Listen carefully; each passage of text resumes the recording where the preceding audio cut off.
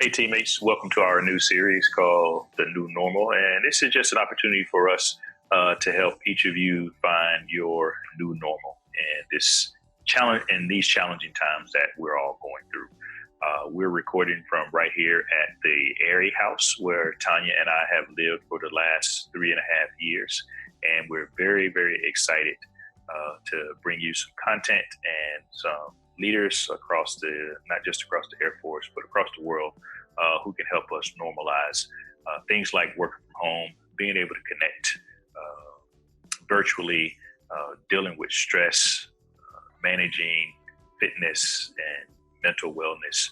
So again, we really appreciate it. And I look forward to helping each and every one of you establish and maintain your new normal. Our very first guest on this new venture is someone I'm very, very excited to speak with. She's someone you might be familiar with as the host of the very popular podcast called The Happiness Lab.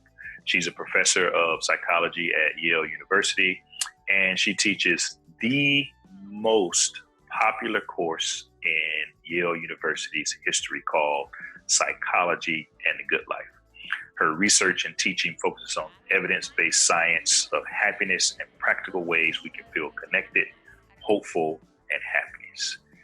Most surveys show that Americans and a lot of people in general are not getting happier. And if you look at some subsets of the population, surveys like the Harris survey and so on have shown that certain groups are actually getting more unhappy. And one of those groups is recent graduates. She is Dr. Lori Santos. Hey, I thought before we get into a little bit of your research, if you could tell me, I understand that one of your parents was in the Air Force?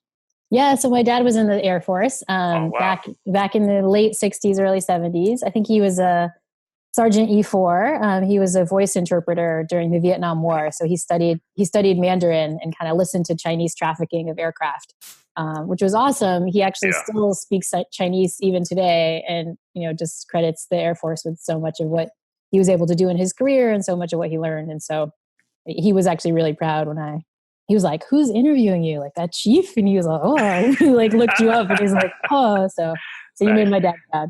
Yeah, well, tell him I said thanks for his service. I appreciate it. Yeah, will do.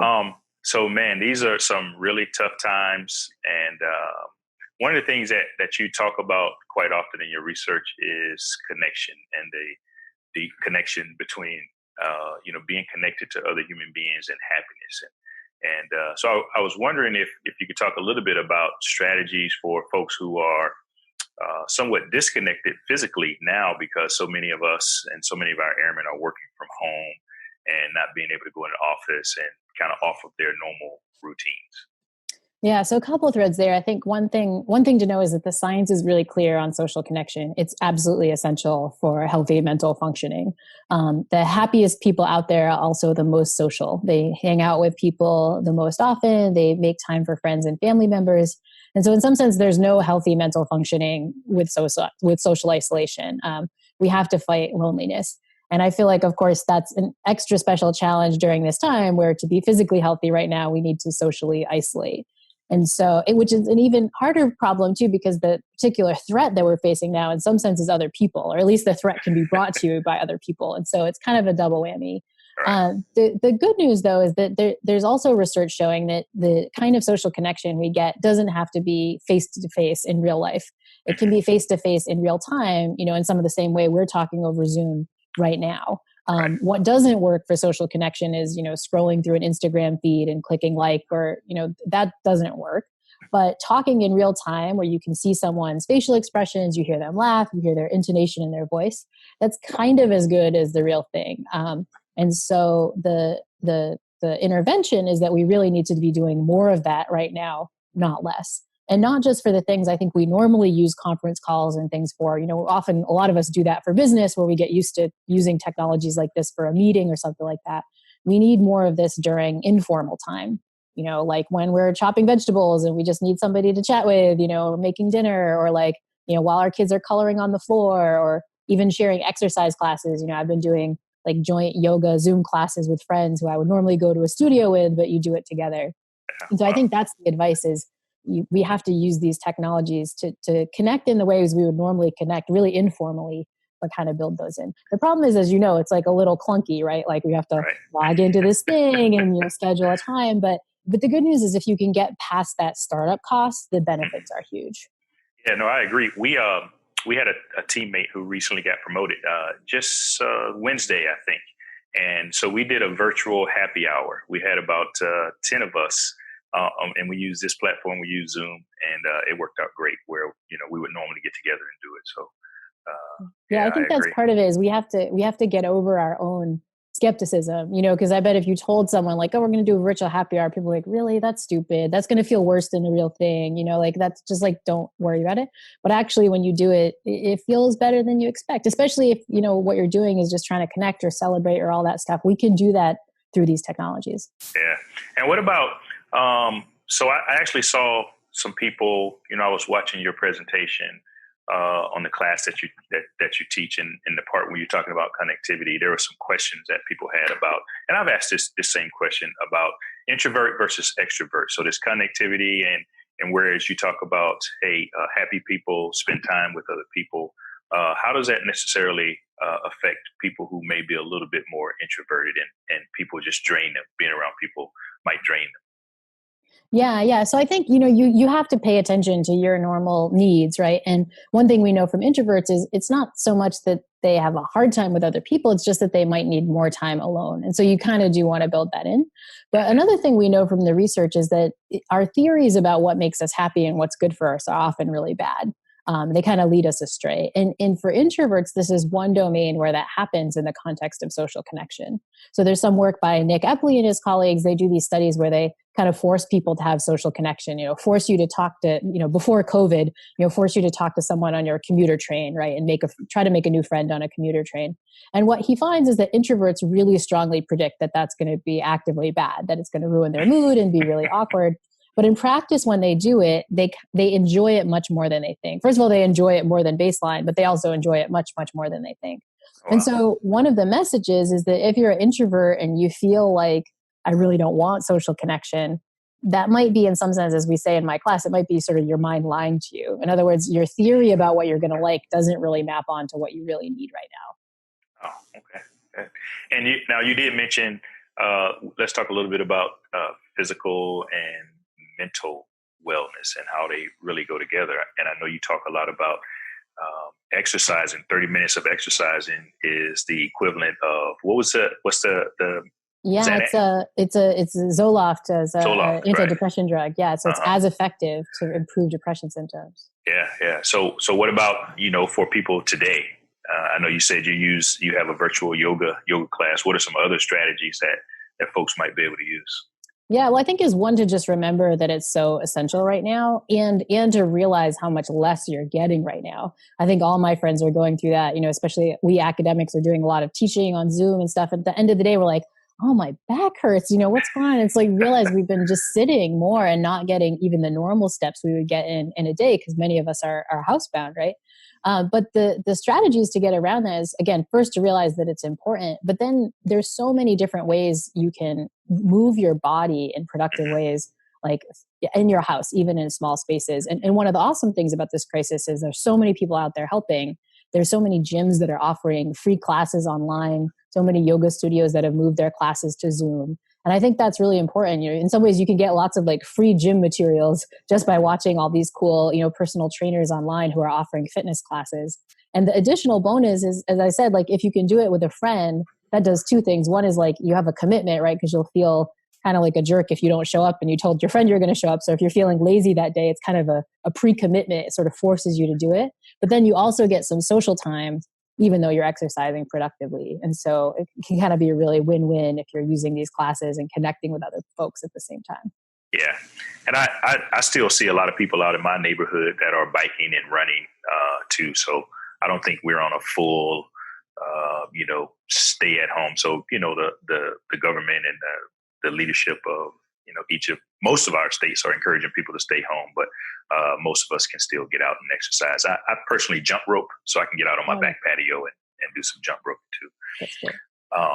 What do you see as the biggest challenge for people, particularly as it relates to being happy in a time like this, with the unemployment, with the staying at home. Now, couples are maybe who both worked or one member worked, and now they're spending a lot more time at home with each other. Kids are home from school. Like, what is the biggest challenge from your perspective?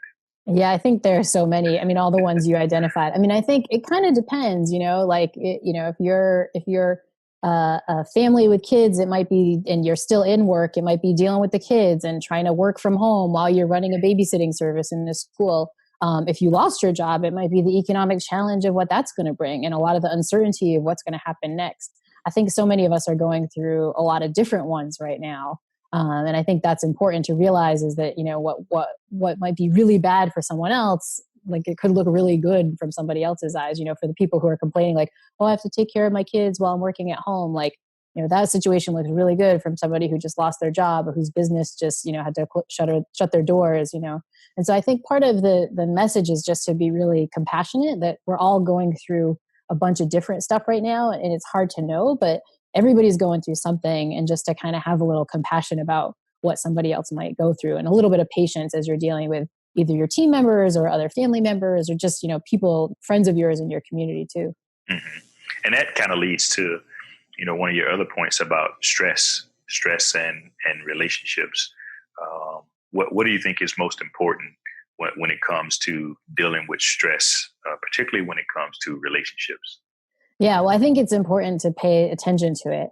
Here's something where we know as psychologists is that, there have been other disasters, things like hurricanes, and like stressful times. And often what you see, the data suggests that that's when divorce rates spike. In fact, there's like data coming out of Wuhan in China right now, and the people who are cooped up already, divorce rates are spiking there, right? And it hasn't even been that long. So it can be a really stressful time and a really dangerous time for marriages and relationships. But it can also be a really good time.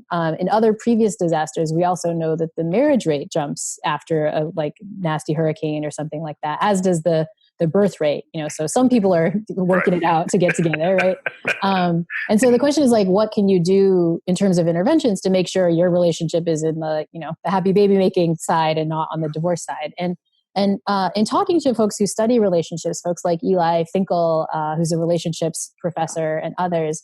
They suggest that one strategy is to really double down on the stuff that's good about your relationship. I mean, if we think about our marriages, many of us can think, these are the things I'm really good at. We're really good at communication. We're really good at humor. Or we just love playing games together, right? Think about the kinds of things that you do well and find ways to see if you can double down in this time. And sometimes you can do that in really creative ways because this new situation also sometimes affords opportunities for that stuff. A lot of us, for better or for worse, are getting a time windfall, either because we've lost our jobs or we're commuting less or, we just have a little bit more time. And so we could use that time really productively. Say, if you're a gaming kind of couple, bring that back. You might not have done that, since you first started dating, but you can sort of bring those things back. And so that's kind of the advice is to find the things you're good at and sort of double down. The second piece of advice is that this is a real time for kind of some patience and compassion. Right? Because, when you're kind of in a situation with your spouse and you feel like they get snippy, a lot of how you react to it is your interpretation of it. You could be like, they're a jerk and they don't respect me. Or you could be like, you know what? They're having a really tough go of this. I'm just going to be a little patient. This is the time for me to take one for the team and so on. And that kind of positive attitude, that kind of we're in this together attitude right now can mean a lot, because if you kind of, are a little bit gentler with them, then that will probably be reciprocated. And it can lead to kind of this nice kind of spiral effect where you're kind of being nicer to each other over time. Yeah. Any advice on building good habits? Because you're an expert, right, in this field. And so I would assume that it's relatively easy for you to take it from theory to actual practice, where for most of us, it's like, man, that's a great idea. But how do I get to exercising every day and connecting and managing my stress so that ultimately it will lead to a greater sense of happiness? What do you do to build good habits? Well, first I'll come clean. I mean, I think that's one of the big challenges is, right, you can know what you're supposed to do, but actually putting it into practice is a challenge, even for me, even though I know this stuff maybe better than some other folks, but that doesn't translate into turning it into habit. To turn it into habit, it takes work. You just have to prioritize stuff. You just have to turn it into the thing that you're going to do no matter what. And that kind of makes it go. I will say though, there is a good thing about this time for forming new habits, which is that, if you think about what the science of habits suggests is that there are certain times that it makes sense to form a new habit. So like at the new year, when there's like a kind of period of a fresh start, or especially if you have a new situation, those folks in the military probably know that, when you first enlisted, you formed all kinds of new different habits when you were in a new situation. Now you're making your bed or you're exercising more and so on. So the research suggests that new situations are a great time to form new habits because it kind of breaks the old cycle. We're all right now in a new situation, working home, dealing with this crisis. It's a stressful situation and it's a hard one, but it's also one that we could try to harness if we want to. Now that you're in the situation of working from home, what's your new routine going to be like? Is that are you going to get up at 7 a.m. and do a yoga class or do an exercise class in the morning? Are you going to go out on that porch and do the jump rope? Because that's what you do now when you're working from home, or you do that right before lunch, when you get off your conference call. The good news is because this is a new weird situation, we can try to harness that and set up some new habits. And the great news suggests that if we succeed in that, we might have enough time in this new situation, sadly, that we can actually get those habits to stick. Because the research shows if you do a habit, for a long time, kind of in the range of like, for a month or two, then it sort of becomes a habit that's just easy. It's just kind of the thing you do now. And so maybe we could even start doing some of these better habits and make them stick, after this mess is over. Yeah, I've been trying to get better. I read a couple of months ago, we were on a trip and I picked up James Clear's Atomic Habits. Yep. And so I've been trying. I hadn't been the greatest success, but it's been working out pretty good. That's great. Yeah. That's great. I once heard that in the context of our life or our job or relationships that, hey, you're responsible for your own happiness. How true is that? Oh, it's super true. I'll say with one caveat, right? Like, there are some genetic components to our well-being. It's easier for some of us than others. Those folks for whom it's going to be easy, but all of us can take actions to improve our own happiness. And what works isn't necessarily the situation. All of us can be happy even in bad situations, just as all of us can be really miserable and kind of sad in really good situations, right? And so I think you just need to know the right kinds of things to do, and you need to realize that it takes work and effort. And again, I think, this is something that the military sees all the time. Like, you realize, like, you can't just be prepared for battle. Like, it's going to take work and effort, and it's going to take training all the time, and you can't slack off. You can get physically fitter, even if you're not a very physically fit person, but you're going to have to put in some constant daily effort. Happiness works just like that. You can do it. You can experience more well-being in your life, but you have to put work in. And that work is even more important in a really stressful time like this. Yeah. Any book recommendations in terms of happiness and coping with what we're dealing with today? Yeah, well, I'll tell you the ones that I've been reading that have been helping me. One is a book. It's actually not a psychology book. It's a philosophy book by the philosopher Bill Irvine. So he's a Stoic philosopher, one of these folks that kind of listens to the ancient Stoic wisdom. The Stoics were this group of Greek and then later Roman philosophers who really wanted to control their emotions. They weren't emotionless, which we think of Stoics, we think like get rid of all your emotions, but they really wanted to cultivate positive emotion. And his book is called The Stoic Challenge. And what he claims the Stoic Challenge is that, when bad things happen to us, instead of saying like, oh, woe is me, or getting angry about it, you could see it sort of as a challenge, and he kind of jokes about sort of Stoic gods. He doesn't really believe in Stoic gods, but the Stoic gods kind of want to give you a really hard challenge today. And the idea is you can react and be like, this is it, game on. Like, this is my challenge for now. I'm going to get through this. And I love that because it's a completely new way to frame this situation, right? Like, this isn't a horrible crisis. This is a challenge for our family and my kids to get through this well. This is a challenge for our community that we're going to meet with our kind of game on faces. And again, I think it's a great book in general, but I think it's a message that will really resonate with the military, right? In that, the whole philosophy of the military is constantly putting our guys in situations in training where it's like really bad stuff so that you can kind of get through it and build those muscles that you need in terms of mental muscles and physical muscles and so on. And so Bill Irvine's advice is that that's the kind of thing we can do in our own lives in general, and especially right now. So the Stoic Challenge has been a really super helpful text for me to be reading right now. Okay, I'm going to check that out. It reminds me a little bit of my boss, General Goldfein, the Chief of Staff for the United States Air Force. He always says, and as you can imagine, just like you mentioned, we always have challenging things. Something is always coming up. And he loves to say, in every challenge, there's an opportunity. Yeah. and an opportunity to grow, an opportunity to get better. So And yeah, I I like think it. and in this one, I think there's a real opportunity to be happier later, right? I think all these things we're talking about, building in more social connection through these technologies, those are things we can do afterwards too, building up these positive habits that we want to see when we have a little bit of extra flexible time. Like those are things that are going to help us later. The ability for, if you're in a family, to be together with your spouse, and really close and kind of work on the relationship in this time and kind of meet that challenge, or to like have your kids around and set up some new family norms. Like, we don't often like to talk about the positives in a yucky situation. It can feel weird that we're like, nobody wanted this crisis. This is awful and deadly and people are really suffering. But you can still see, the silver lining of it. And you can still kind of use it in the best way to allow yourself to achieve something later. There is an opportunity in everything, even something as yucky as this. Yeah, that's true. How are your students doing? Did Yale already have a kind of a robust online program before all of this started? Yeah, actually, no. So all of Yale's classes were live. And so it's kind of new for all these Yale instructors to figure out how to make use of an online environment, how to do that well. Oh, wow. I think I'll be honest. I think our students are in mourning. All the students had to leave campus, in the middle of spring break. They left their stuff here. So some of them don't have their stuff. Some of them, they're all over the country. They kind of miss their friends. And so, but again, trying to work with them to get back into this opportunity mindset as opposed to this kind of woe is me mindset. And I think it's really helping, and I think, again, expectations can be powerful. I think students are like, online classes aren't going to work and this is going to be so terrible. And they're learning like, no, I can socially connect with my friends online. Again, it's not as good as it could be. And it's not to say that we wanted this crisis to happen. It's awful that folks are suffering, but I can still personally make the best of it.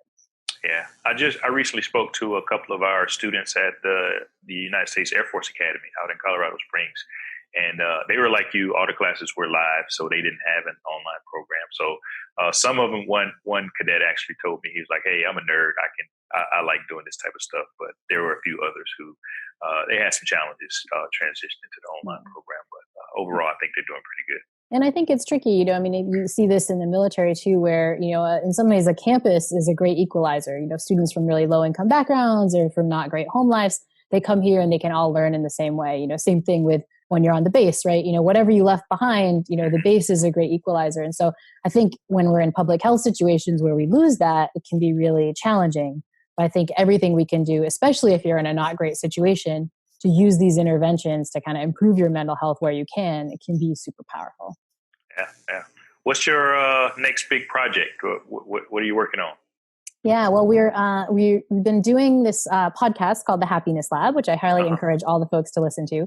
We're actually doing a special season now on COVID. We're trying to do 2 episodes a week specifically on topics related to COVID. So how you deal with social distancing, how you deal with kind of panic in your body and how your body's feeling and so on. And then season 2, which is our regular season, will launch hopefully at the end of April still. So that's been the thing I've been working on the most, trying to get this content out to as many people as possible. Well, you're doing a great job. There's a young lady in my office by the name of Jamie Freeman, who I think connected us.